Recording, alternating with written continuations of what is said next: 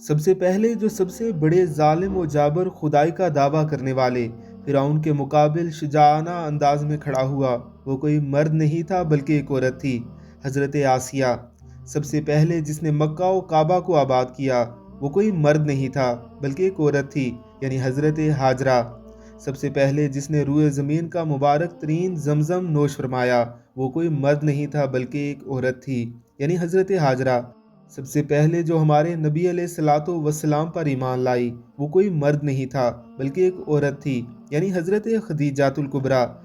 سب سے پہلے جس کا خون اسلام کی راہ میں بہایا گیا اور شہید ہوا، وہ کوئی مرد نہیں بلکہ ایک عورت تھی، یعنی حضرت سمیہ۔ سب سے پہلے جس نے اپنا مال اسلام کی راہ میں دیا، وہ کوئی مرد نہیں بلکہ ایک عورت تھی، حضرت خدیجہ الکبریٰ۔ قرآن مجید میں ارشاد ہے کہ جس کا مسئلہ اللہ نے 7 آسمانوں کے اوپر سنا، وہ کوئی مرد نہیں بلکہ ایک عورت تھی، یعنی حضرت حولہ۔ سب سے پہلے جس نے صفا و مروہ کی صحیح انجام دی، وہ کوئی مرد نہیں بلکہ ایک عورت تھی، یعنی حضرت ہاجرہ۔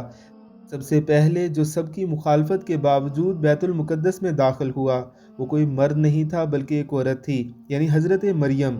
اب لاکھوں حاجیوں پر لازم ہے کہ ایک عورت کے انجام دیے گئے فعل کو بجا لائیں، ورنہ ان کا حج قبول نہیں ہوگا۔ جس نے قصر یزیدی کو لرزا دیا، وہ کوئی مرد نہیں بلکہ ایک عورت تھی، یعنی حضرت زینب۔ ہر عورت کو مبارک ہو کہ وہ عورت پیدا کی گئی۔ آخر میں میری دعا ہے کہ اللہ تعالی ہم سب کو دین اسلام کی تعلیمات پر عمل پیرا ہونے کی توفیق عطا فرمائے۔ آمین ثم آمین۔